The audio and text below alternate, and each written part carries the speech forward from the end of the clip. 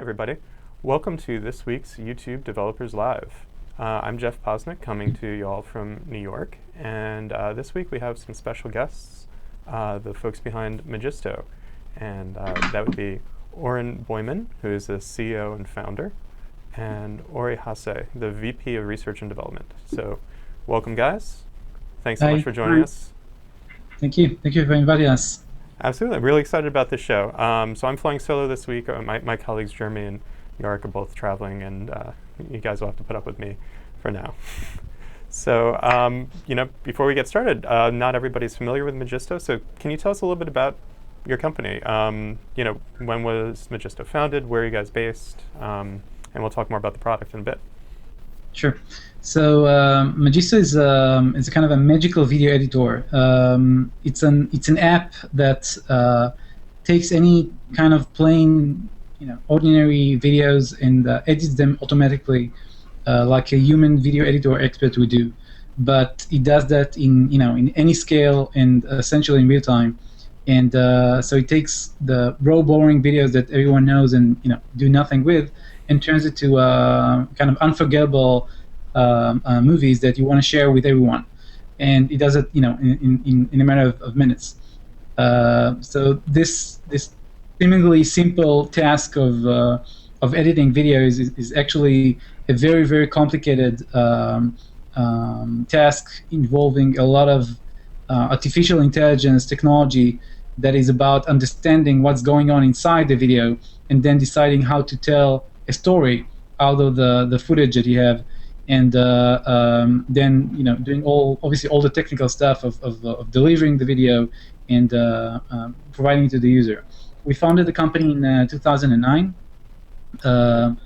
basically just starting with technology, very strong technology for video understanding, which is the domain of I'd say artificial intelligence in video, and we've built Magisto as a consumer product around it to enable essentially everyone to be able to do something meaningful with the videos that we all capture but do nothing with.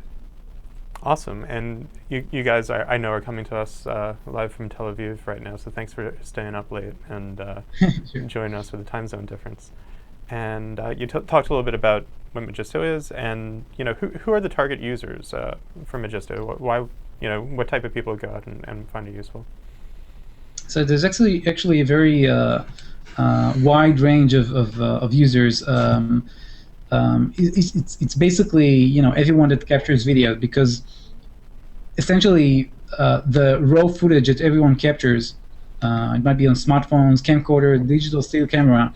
It is something that holds your kind of the most important memories that you have, but actually no one does something meaningful with most of the personal video. So Right. if you think, for instance, on YouTube, so most of the content that's being uploaded to YouTube doesn't contain all the videos that people capture. It is only kind of the best of the video that people capture. And the reason is that video requires editing, but editing as a task, manual video editing is something which is very complicated. It can take someone who is not very proficient with this task between hours to days to get to a few good minutes of video.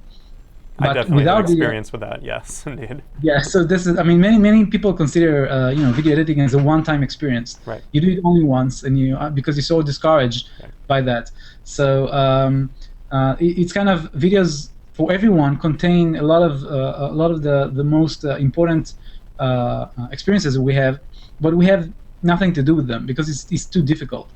So essentially, it's everyone. But if you go deeper to understand who are the consumer of such a product, you can find teenagers using Magisto to create fun experiences they have with their friends, young parents trying to document their children's lives and sharing them with the family, people doing amazing things on YouTube. We have an integration in YouTube Grid which we can discuss, that people are uploading very interesting public content. It might be just let's say even a sport event, and they create very interesting highlights of that with music and everything.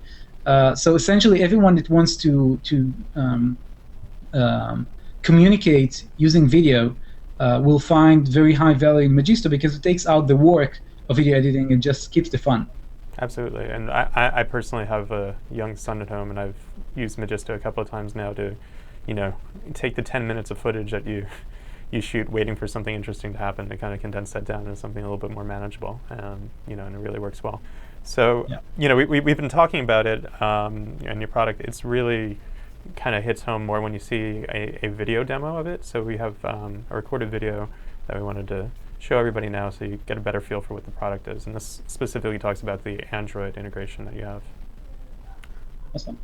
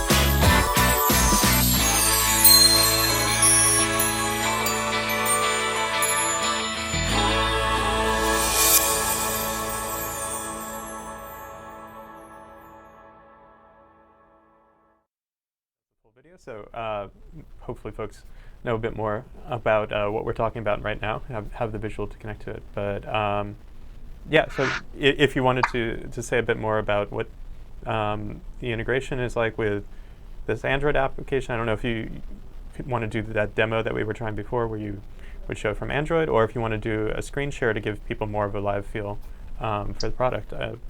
Whatever would be the best way for you to show things off. So maybe I'll do a screen share to show first, before discussing the Android integration. I'll show actually the first integration that we did is inside YouTube Create. That would be perfect, given that this is the YouTube show. I probably shouldn't talk too much about the Android stuff. We'll focus on the YouTube integration.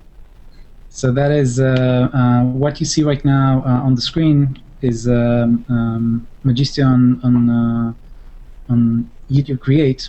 Cool. And so that's youtube.com/create_Magisto. And if you want to use Magisto on YouTube, just to send directly videos to YouTube, you can go straight to there, and then you get a very similar flow or user interface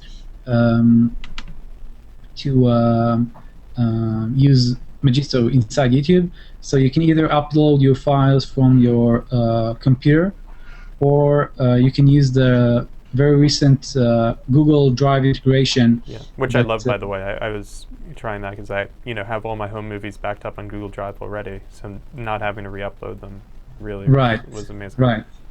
And it is extremely fast. That's the good thing. So let's do a live demo here, where I'll select some files from my Google Drive and then use them. These are full HD videos that would take me a lot of time to upload from my laptop. And here I select again a couple of videos, and I will just add them to the movie I want to create with Magisto. And after you select the videos themselves, then you can add a title. to the movie if you want. So let's call that. And then you can select some soundtrack. Let's select some party beat style. Sounds good. Sounds good. And I'm gonna try this one. Awesome. This is it. So I mean, that's what happened right now is that YouTube managed to upload more than, I think, 150 megabytes in a split of a second because it was done from Google Drive. And right now, Magisto engine servers are, doing the number crunching to analyze the video, produce it, do the editing and everything. In a couple of minutes, it's going to be ready. Yep. And it's going to be ready on, it's going to be ready on my movies in Magisto. It's going to be posted to YouTube. It's going to be available on my Android device if I have one. It's all connected to the same account, which is stored on the cloud. Gotcha. And just for folks who are seeing that use flow for the first time, when I was going through it, it's kind of hard for somebody who's used to kind of the traditional video editing experience where you have to think very carefully about, these are the clips I want to splice together, in this particular order. It's like kind of handing off control and trusting the algorithm a bit to get things right, which obviously makes things wonderful for people who really don't want to face the task of doing their own video editing. How much can you tell us about what's going on behind the scenes in terms of your back-end algorithms for actually finding the interesting portions of the video or the most relevant portion? Obviously I don't want you to disclose anything too proprietary, but I'm curious. I'm sure a lot of other folks are too.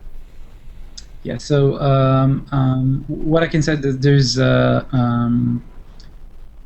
there's two parts to the basic engine that we do in order to analyze and produce video. The first thing that we start from videos and pixels, and in order to do decent video editing, you need to kind of move from notions such as pixels to very high-level notions such as characters and scenes and behaviors and interactions between people and objects, and it might be pets, whatever. So the first step that we do is a step of analysis that using the very sophisticated technology that we have for video understanding leaves us with kind of it is a semantic description of what's going on essentially in every frame in the video. Wow. But it's not kind of low-level description such as things are moving, but this is an object, this is an important character, he moves from left to right, the camera is tracking him, he's doing zoom in, etc., etc.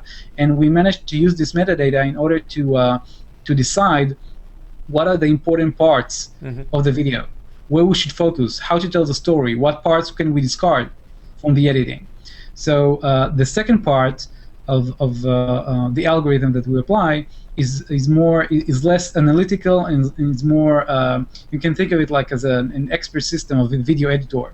Okay, so this is the creative part. Yeah, right. Which is historically very difficult to codify in an algorithm. So yeah.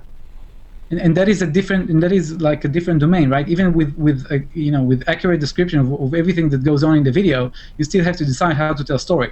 Okay, so and that's art. Okay, so that's art and algorithms, and then you need to decide what's the basic information that we have in the video.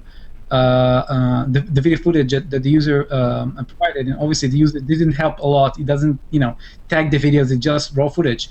So we need to decide it automatically. And then what we also do is we take the user selection, for instance, the user selection music and theme, and we use the selection in order to decide how to tell the story. Okay, so for instance, you can take basic footage of essentially everything and tell it in tell it like a horror story, or tell it like a comedy, or tell it like as a nostalgic a sentimental story, and that's editing. Editing is manipulation of the footage, right. And you can tell a story many ways. So we take the selection of the user about the theme, and then we select how to inject the right emotion. So if you take the same footage with Magisto and try to edit one time with party rock, and the next time with some old style jazz music that's gonna look completely different. It's not gonna only Huh. sound different, and That's really interesting. I didn't it will realize probably that do from the different YouTube. selections. Yeah. Different selections. I mean, completely different editing, and that's part of the fun. I mean, you want to inject some emotion, we'll let you do that. Okay. Okay. Yeah, I struggled for a while to find the right musical track to go with, video footage of my son. I didn't actually realize that the musical track I chose would also affect the editing decision. So that's definitely an interesting thing to keep in mind. So and the last part is obviously that this entire engine is kind of wrapped in very very sophisticated backend and front end that needs to scale, because this is the kind of by the way, the video that we just created is ready. I mean, I just got a notification. Video is ready. You can take it from your iPhone, Android device, or just go to the web and watch the video, Sure. or YouTube, depending on when you put it.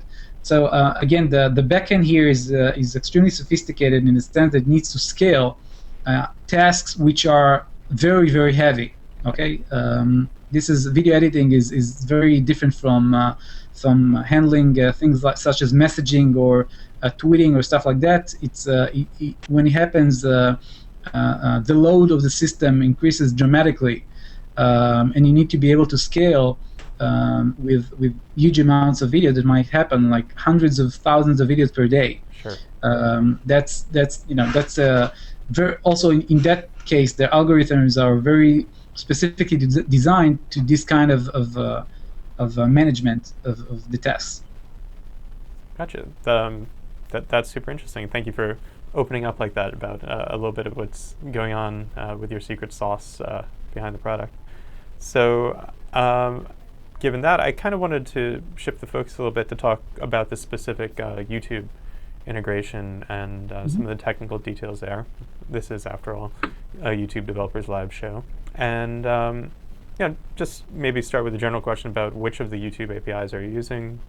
Data API, Player API, that sort of thing.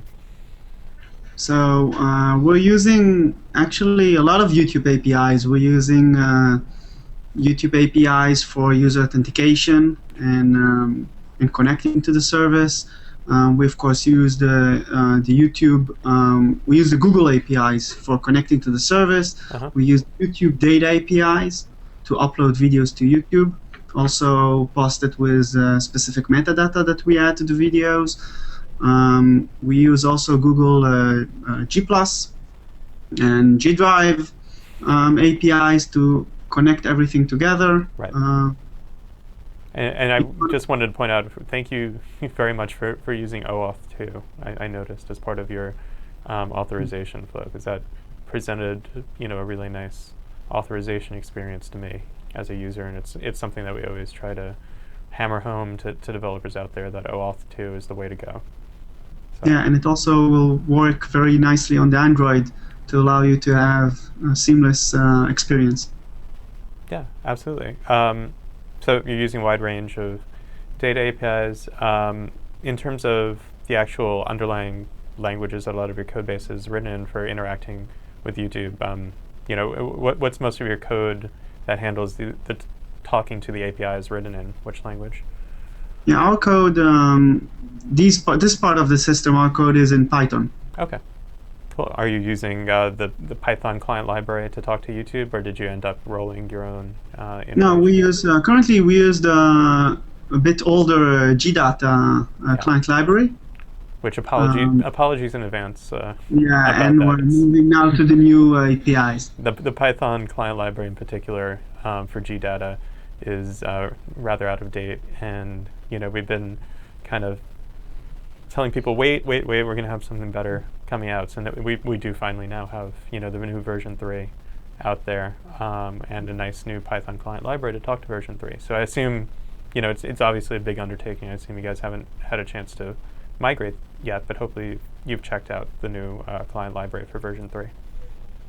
Yeah, we didn't migrate the YouTube APIs yet, but we're going to do it pretty soon. Yeah, and since you're already using a lot of other Google APIs, hopefully you'll have the advantage of having one client library that you could use to talk to, Google Plus or Drive or any other of the Google APIs you're integrating with. Okay, so any general feedback you have from me, as a developer who's built a pretty tight integration, this is kind of your chance to let us know what we could be doing better with the API and any questions that you might have. So first, one thing that I think might be interesting to people viewing the show is that we have released recently an API to Magisto that I think might be very interesting to YouTube developers that also deal with video. That can use now the Magisto capabilities as developers and do very interesting stuff that we don't do as a product right now. For instance, we've seen demands from real estate agencies that capture a lot of video footage, but they don't get it to a very high quality form, so they can use the Magisto API in order to make it perfect and then stream it to YouTube. Okay, that's amazing. Cool. Do amazing things with legacy content, which is premium, but you want to create trailers and do it in mass scale. So the only way to do mass scale video editing right now is the Magisto API. So I think that's going to be very interesting to YouTube developers. Just go to developers.magisto.com and get an API key and start to work with it. I think it's going to be it's surprising how many applications we have not thought about that can be done with video editing and video footage. Cool. So I'll make sure some folks internally know about that too, because I know you mentioned the real estate videos, and I know that's a pretty common thing, or trying to sell something on using YouTube, and they tend to be like a minute of the same shots over and over again. So that's very interesting. And I think that as developers of the YouTube API, I think that what we've seen, for instance, on the YouTube Create channel, is that people create a lot of interesting content from trying to kind of meshing and remixing content. It might be premium content and their personal content. I'm not sure if all the content is done is captured in the right way, but I think that this is the kind of thing that YouTube can provide.